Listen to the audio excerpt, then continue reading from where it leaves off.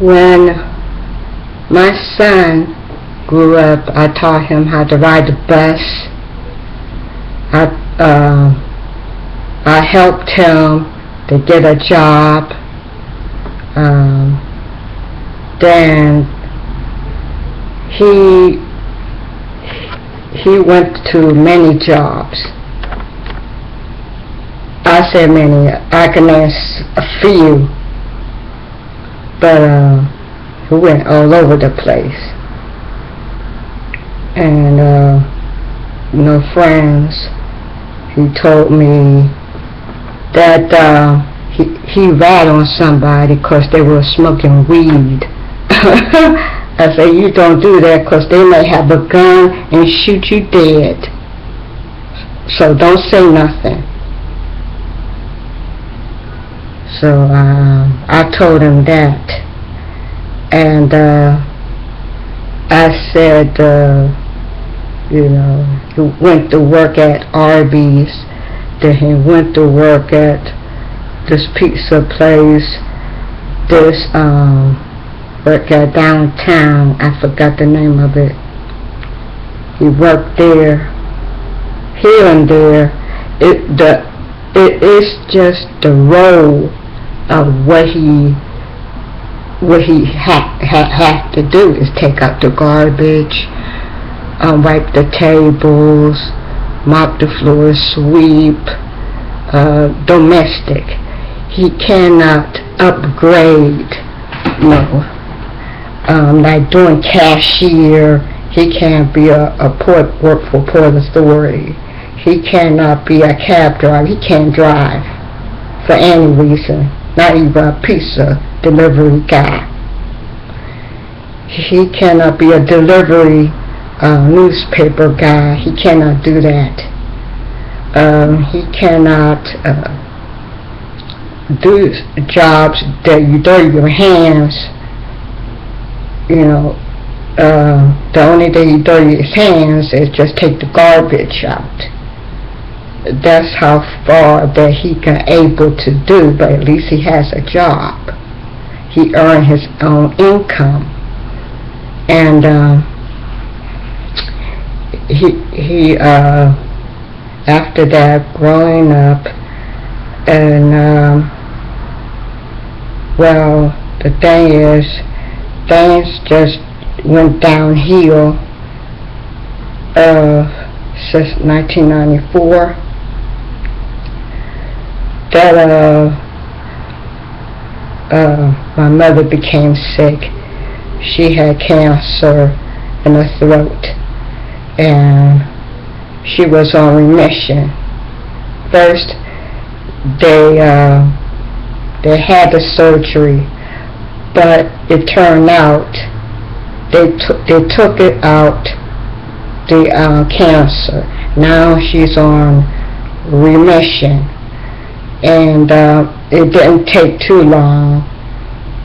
Her being on remission, the cancer came back on the same place, but this time they couldn't take it out because it was on the nerve. It was on the nerve.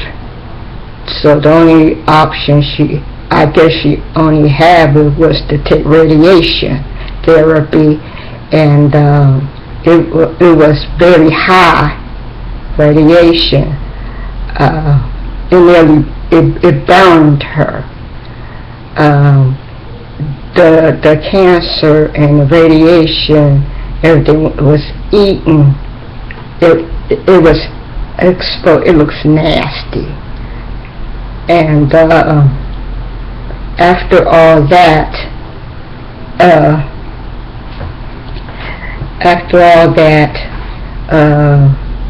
she was deteriorating. She was, I didn't feel sympathetic or nothing like that. I guess the reality just didn't hit me. I'm going to lose my mother. And I guess my mother was scared took her to Presby in a wheelchair, and I guess that the doctor gave her a choice, either go to hospice or go home, because there's nothing they can do about it. My mother said she wants to go home. My reaction?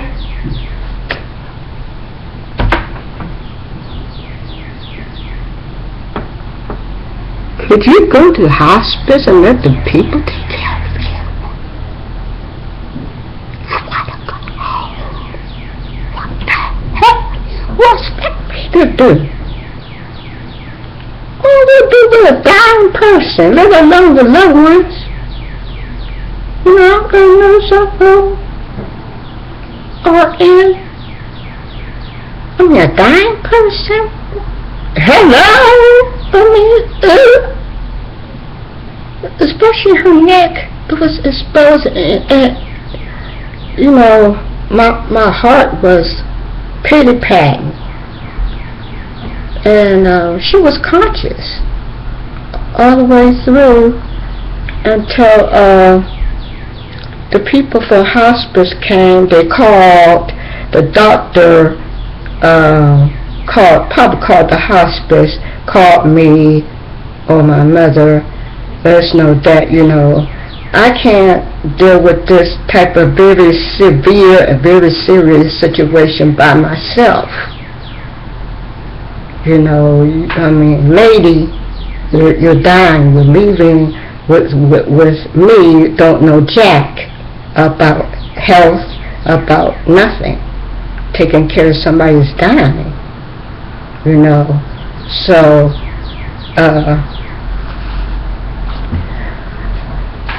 so my mother decided to stay home, but somebody don't know nothing. So my mother, she changed the gauze. I said, can I help you? She said, no.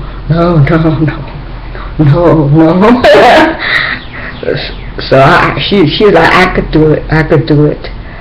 I don't know how she could endure the pain and everything. Cut the gauze, change that gunk and stuff in the gauze, put in the garbage. She had a trig in her throat because the cancer started spreading all the way up to her brain, but her tongue swelled up, so she can't eat. No food, can't swallow, or nothing. So she had to I think in the hospitals, I think it's a swab. It's a green thing at the tip. You put either dry or wet, or maybe a Q-tip or something. We have a trick. You clean it. You clean it inside and out, and make sure that no bacteria, no virus or infection gets into. You have to clean it. So she did that and changed that nasty looking sores. It's just one big ugly sore, and she changed that. She got up. She looked like a number 2 pencil, and she had a G-tube. I think it's a G-tube. You know, a person that cannot swallow or eat no more. There's a tube. They can have Ensure, a supplement that goes inside their stomach and everything. So she had that. That's the only thing I can touch, because the woman's in pain and she need that medication. she needed.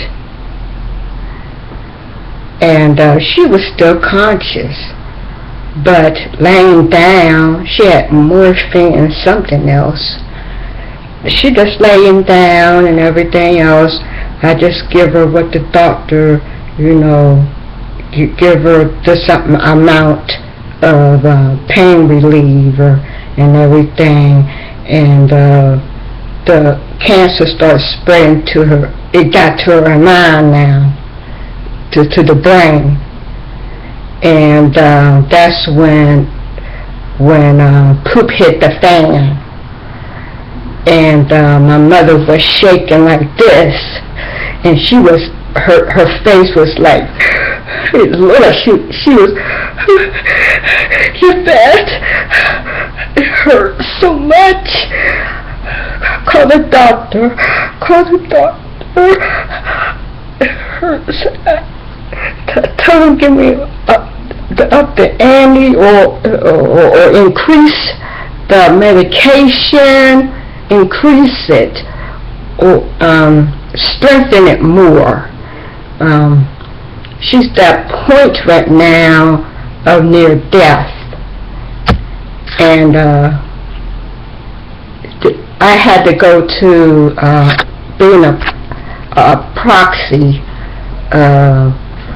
to go to Montefiore and get the medication and to ask the doctor to up it. He knows the patient and she's near death, and the pain is getting excruciating. I could tell, look on her face, and because it's starting to spread from here, around here, and it's starting to spread up to here. And she was like shaking. She was scared. It was like something beyond a migraine. It was something beyond a migraine headache. And her demeanor was overwhelming. Her demeanor and I got the medicine to increase the dosage. When you take medication, I'm a diabetic. I take metformin. I take 500 milligrams, and it's something like they increase to, just for example, to 1,000. I take 1,000, one for the morning and one at night. That's 1,000 a day for metformin because I'm a diabetic. But for just an example, they increase it to 800 or 900 milligrams because she's close to death right now of morphine or whatever she was taking. And at that time, she calmed down. It put her out. Before all that, the people from hospice, they asked me, is she okay? Any changes? I said yes. She no longer is not using the potty no more. She no longer cannot bathe herself or change. She used to clean that trach and that sewer no more. She's I think the hospital truck that carries medical supplies, I forgot what the truck name was, got her a bed. It looked like a cot for her to lay down because she can't go up and down the stairs no more. So I have to turn her over so she won't get bed sores. And people from hospice came over and put a catheter in her, and she said, I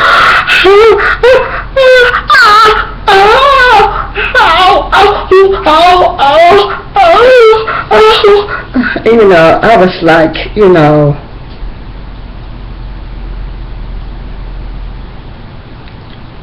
I just don't want to see this. Sometimes, it's better for a parent to go through this than a child.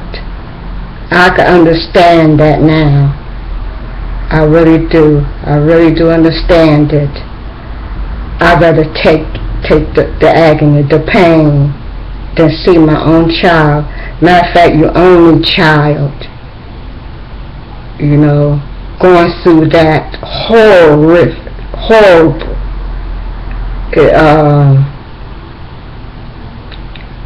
that suffering, that pain, just putting a catheter on her.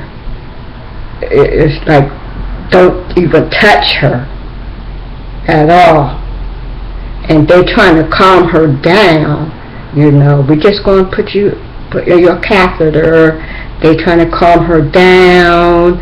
They're doing a good job. They did a good job. And soon after that,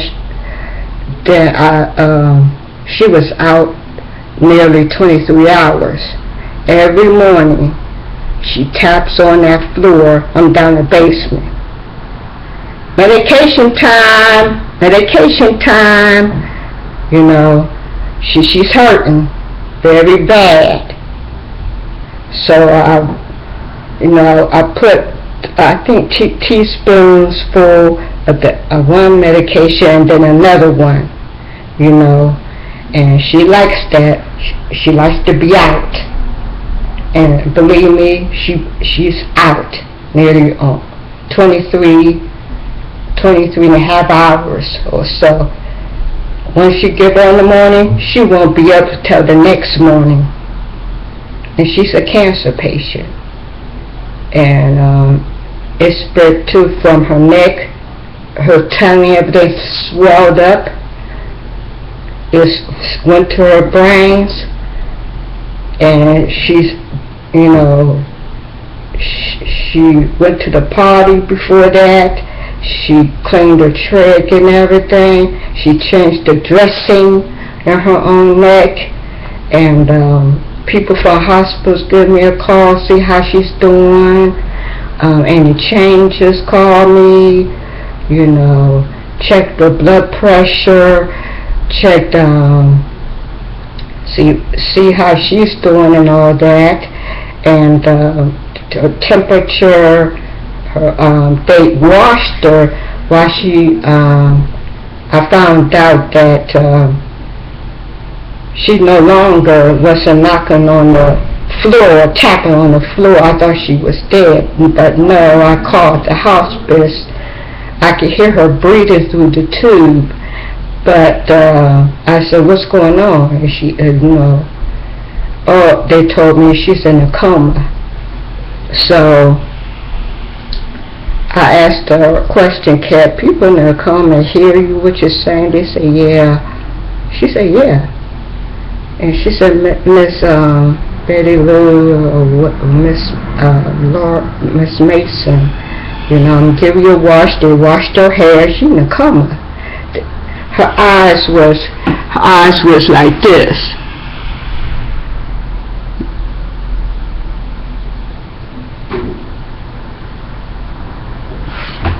But she was in a coma. They washed her hair, they washed her face, they washed her hands, arms, feet, I said, you feel any pain? She said, no. When you're in a coma, you don't feel any pain. No pain.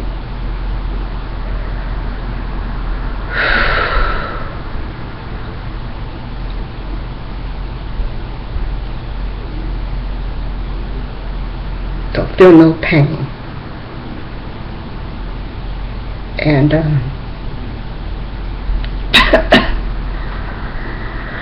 And so after they gave her a wash up and everything, the hospice at a phone. Hello?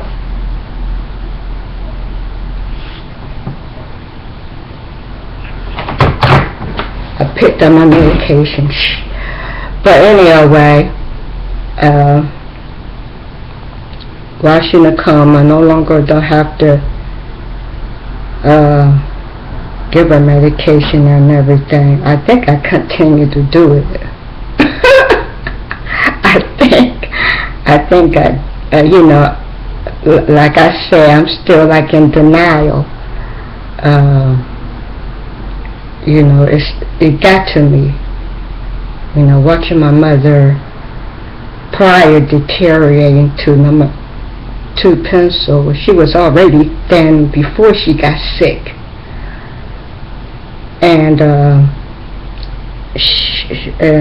so it been quiet. The only thing was noisy is that trach.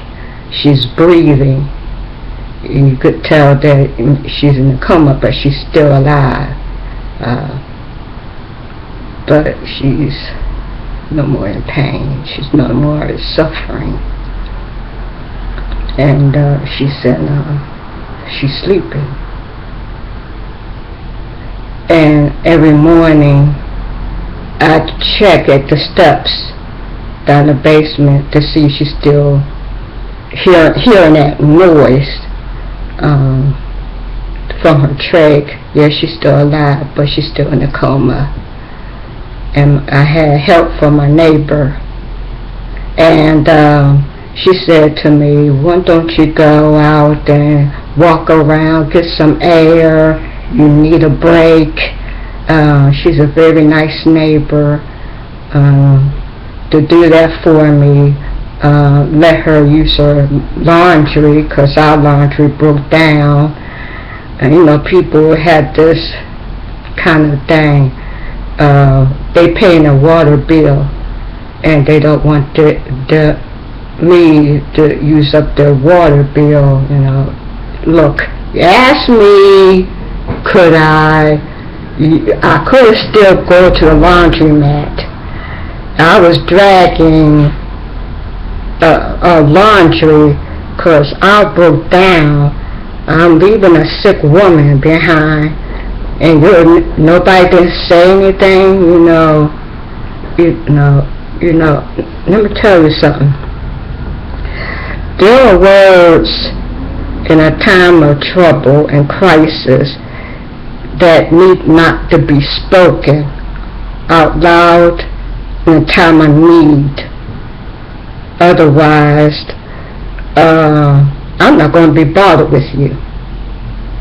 I'm talking about spoken words that shouldn't be spoken. I understand there are people who have water bills, but if you ask me to, come on in, use your washing machine and all that, and your dryer, and you worry about your electric bill and your water bill, don't bother to ask. You can say that when I leave, but don't say in my presence, because I'm being stressful, I'm scared I'm losing my mother, and everything else in my mind, what I'm going to do next once she's gone. It's the funeral, the life insurance policies, who's to call. I've never been through something like this before in my life on my own. And the last day you meet right now, somebody's complaining about their electric bill, their water bill. You're going to ask me to use it. And I could have gone to the laundromat anyway. So if you worry about your bills, don't bother ask anybody if you want to help. There are unspoken words should be unspoken. Should be left unspoken. You don't ever say anything to a person going through something tragic or going through crisis, somebody sick or whatever. You shouldn't say things like that. should never say things like that. And you're a Christian. God can make a way to pay your bills, but in the meantime,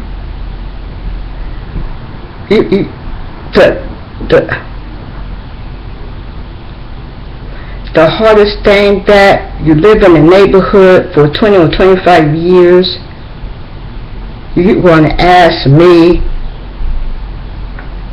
I don't rip people off. I don't misuse people. I don't take advantage of nobody. Bonded. We know each other. We done things together. And you know, I'm no troublemaker. You know, dragging dirty clothes to 4 or 5 blocks from a laundromat. You know. And there were people close saw me and wondering what the heck is she doing, dragging dirty laundry, leaving a sick woman, you know, near death. And she's struggling. She always going stress, already is going through stressful times now. At that time, when spoken words should be unspoken, I left that person alone because I was very sensitive at that time. I was very sensitive, but there was another woman took 2 steps forward and never complained about it. And God bless her. She's like an angel from heaven. And she wanted to take care of my mother. I asked my mother about my relatives. She shook her head like this. But I was alone, watching. Matter of fact, your loved one dying. Some people have their loved ones in the hospital, you know, but she was at home. And that time, a few days later, you know, I didn't hear the noise no more. That sound from her trach when she breathes out, I didn't hear it no more. So I called the hospice. They came. It was early in the morning. And this is what I did. They came with the body bag. It's red. And when people from hospice come, they wear a band, a cross band, knowing that there's death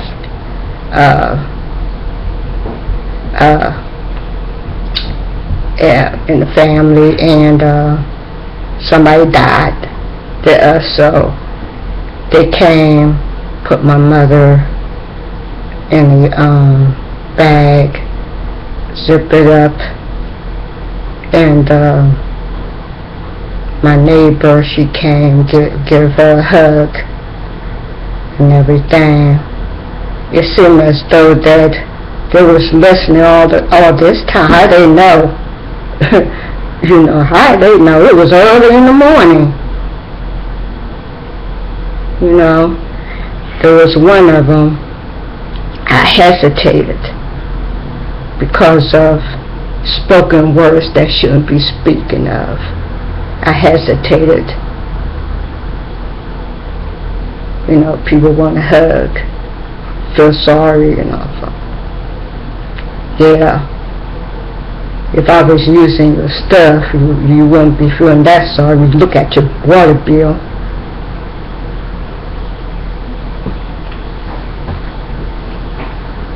You know, sometimes it's time to be serious, and sometimes is stop playing games with people. You say you're going to help with somebody, help them. Pray. Don't play mind games, and keep your mouth shut. Don't make them people feel bad when they go through something worse. You know somebody for a long time and you're going to say something like that? Instead of encouraging words, support, show some loving. Just don't say it. Hug them. Put your arms around. Give them a shoulder to lean on. Show them.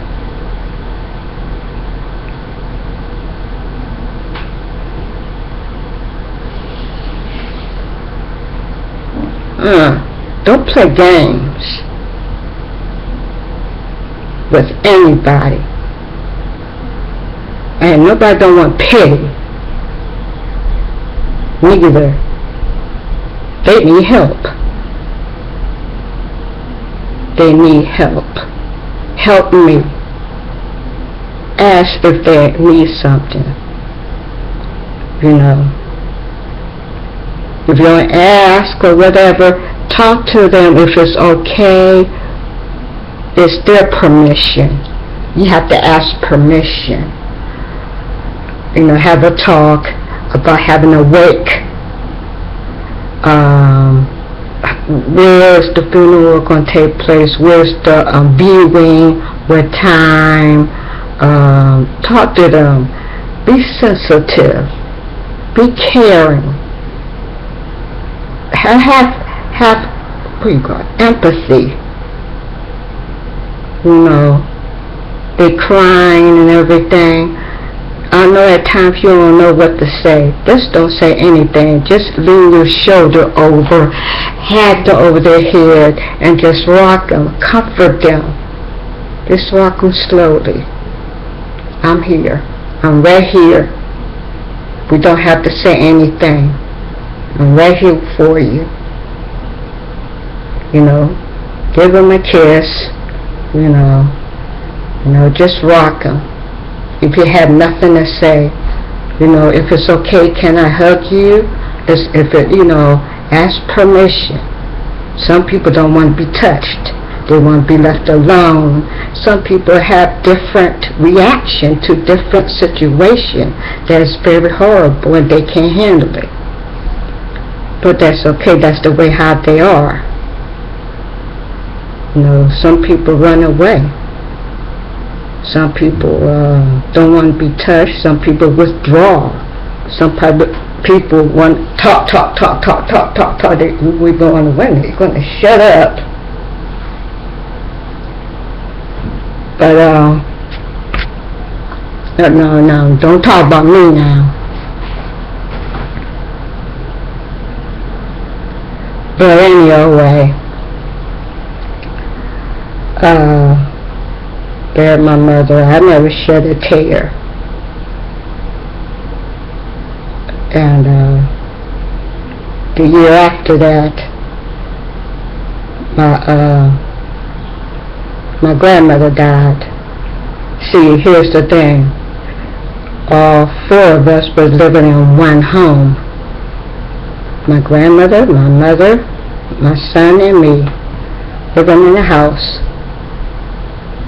Two of them died. My mother died, and a year after that, my grandmother died.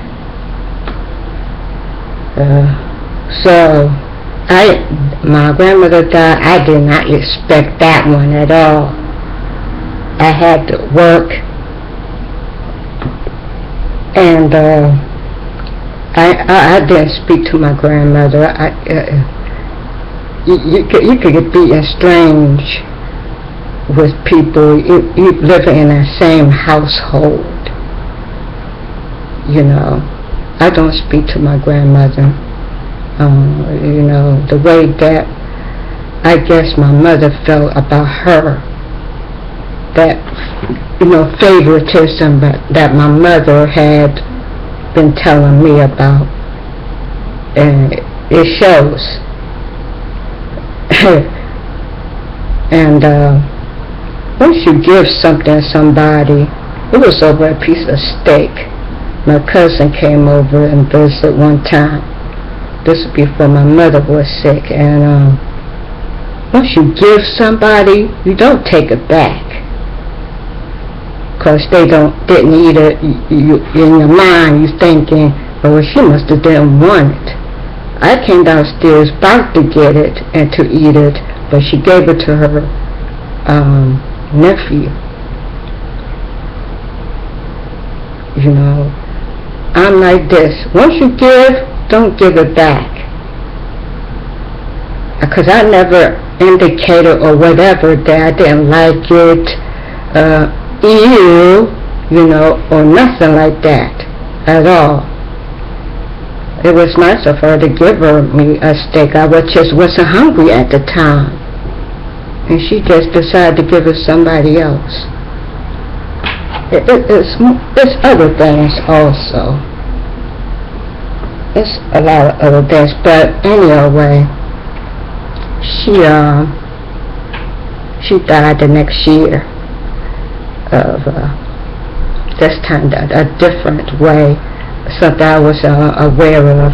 My son called at my job and said that your grandma's in the hospital. All my cousins came, and this time they took care of her. She was in the hospital and she died a week later or a week later or something like that. And they take care of that situation. Like I said, I asked my mother, could they come over? One of them. My mother told me no. So I can't disrespect my mother's wishes. You know, she just want me there. And so that's how it was. It was just me and my son. Then later on, another poop hit the fan.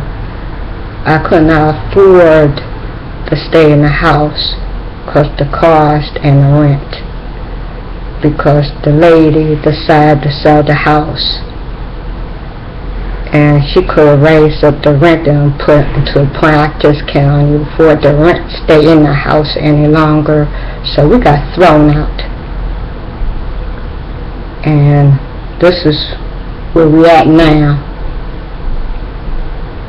And this place is okay. At least I don't have to shovel the snow, cut the grass, and all that, you know. And it's okay here. It's a roof over your head, you know. And I had a job. I was working at McGee Women's Hospital,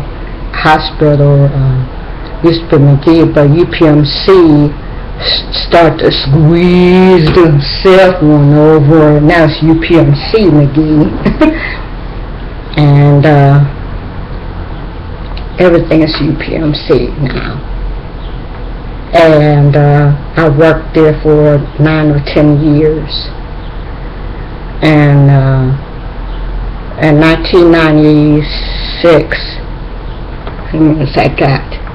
In 1996, I was diagnosed with diabetes mellitus. My sugar was high as 500 plus. And the man, I forgot to tell him that I was menstruating. He got scared. I told him what it was. He said, oh, thank goodness, you know. But I forgot to tell him. But he said the sugar's so high, up to 500 plus. So he put me on medication. And the medication, I tell you, when your body is not used to something new, I went through hunger, I went through the shakes, the trembles, I went through something disorientated, I couldn't concentrate, I keep feeling this hunger, I keep feeling off balance. It was terrible. The symptoms was terrible when I was taking those medications. I think they were too strong because of the sugar was high as 500. And it's just the sugar so high. On top of that, with the medication, when you take it because of the symptoms was terrible. And I went through fatigue. It was very severe. It lasted 2 or 3 years of this horrible symptoms I went through. And they had to start using this monitor, you prick your finger. I was scared to death. It's like taking a machete and cut off all your fingers. That was like to me. And look, if I felt that way, imagine if I had to take insulin. I was like, I would just die. If I had a needle, I know it's very small gauge with insulin and everything, and I was scared just pricking my finger. It took me nearly almost 24 hours to get used to it. I'm sweating, and I'm sitting up there with this thing, trying to get used to it. I'm not used to a paper cut hurts, but me, that sharp item, a needle, me doing this to myself, me have to push the idea of the penetration of doing it myself scares me. That's what it is. So I finally got used to it to this very day.